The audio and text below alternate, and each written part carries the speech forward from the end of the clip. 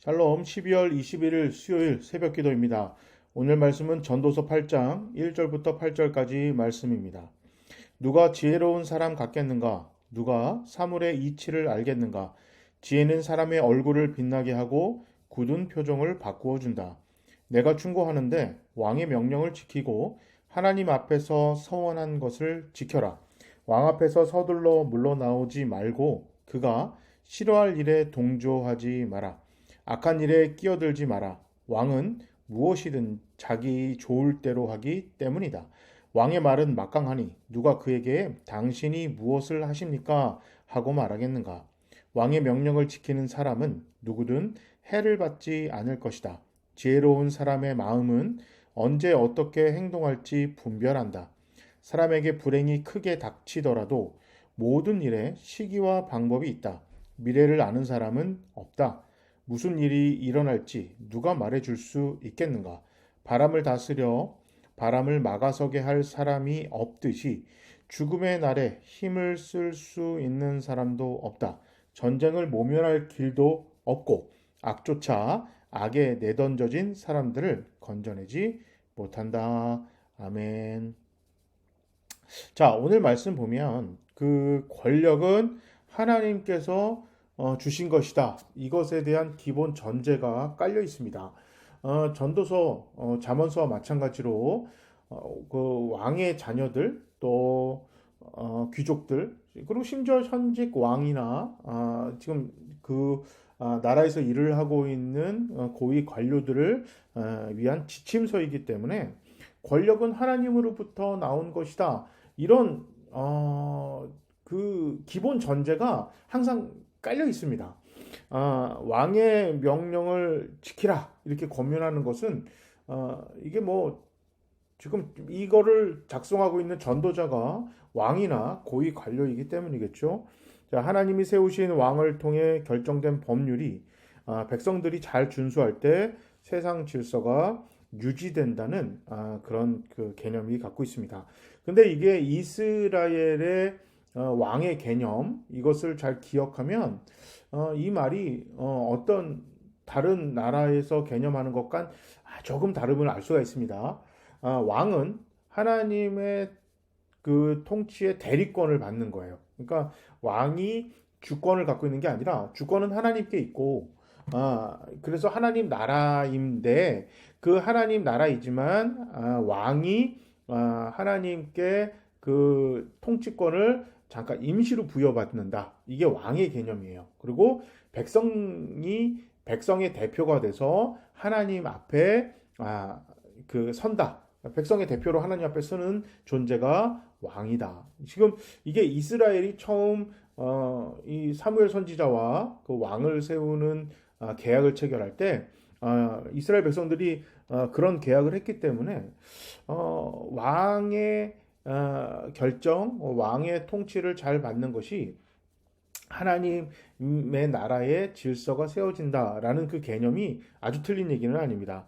자, 왕 앞에 설 때 조심해야 된다. 왕 앞에 물러가기를 급하게 하지 말라. 왕의 정책에 동의할 수 없다는 이유로 경솔하게 불만을 노출하지 말라. 이거는 뭐 현실적인 조언이겠죠. 그러니까 이제 이거는 그 이제 그 왕이 되는 사람도 있지만 아까 얘기했듯이 귀족 중에 그 정책을 결정하고 고위 관료가 되는 그런 사람들도 분명히 있었기 때문에 그 사람들을 위한 지침서에는 이런 내용이 들어갈 법합니다.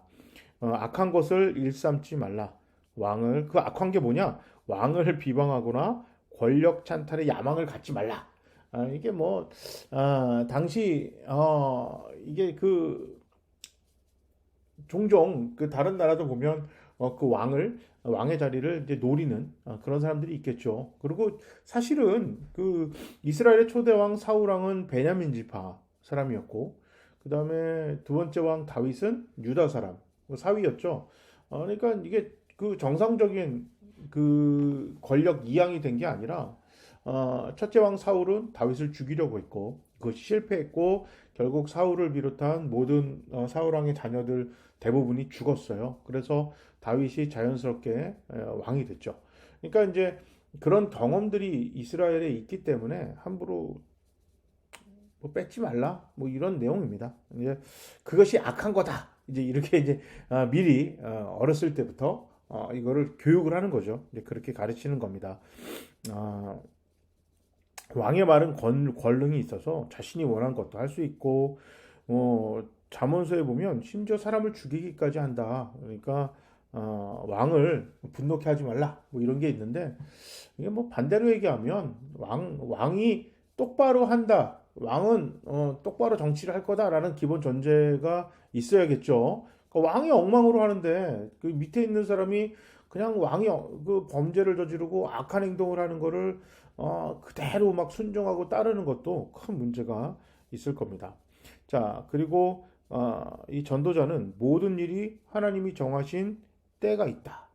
그 시기가 있다. 6절에 이렇게 이야기합니다. 그러니까 아무리 왕이 뛰어나고 그런 이 왕을 모시는 그런 관료들이 뛰어나다 할지라도 미래는 모른다. 그런 모든 미래를 주관하시는 것은 하나님이다. 이렇게 이야기를 하고 있습니다. 때로는 부분적으로 이런 걸 분별하고 판단할 능력이 있을 수는 있지만 5절에 이렇게 얘기하고 있지만 7절에 궁극적으로는 장래일을 알 수가 없다. 사람의 지혜와 능력에 한계가 있음을 이야기합니다. 사람은 8절에 보면 바람을 움직일 수 있는 힘도 없고 자신이 죽는 날을 결정할 능력도 없으며 전쟁 때 피할 지혜도 없는 연약한 존재임을 이야기합니다. 그리고 하나님을 의지하고 하나님을 믿고 지혜로운 사람은 하나님의 은혜를 하나님의 그 믿음을 통해서 살아가는 겁니다. 그래서 의인은 믿음으로 산다.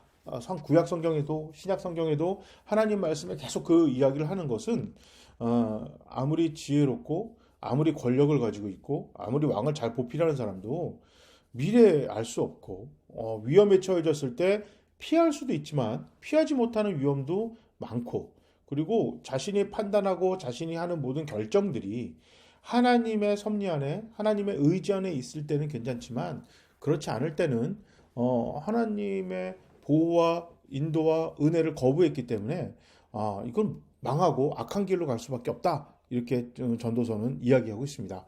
그러니까 오늘 전도서를 보면 기본적으로 왕정 시대, 특히 오늘 본문 잠언 또 전도서 이 글은 이 왕들의 지침서 그리고 이 왕을 보필하는 그 관료들의 지침서입니다.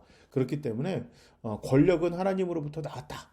그리고 뭐 권력을 잘 유지하기 위해서 왕을 잘 보살펴야 되고 그리고 뭐 그 정권 찬탈하려고 하는 나쁜 마음 먹지 마라. 이런 기본 전제가 깔려 있는 글이다. 이거를 꼭 잊지 마시고 그냥 무조건 막 권력 있는 사람들이 옳다.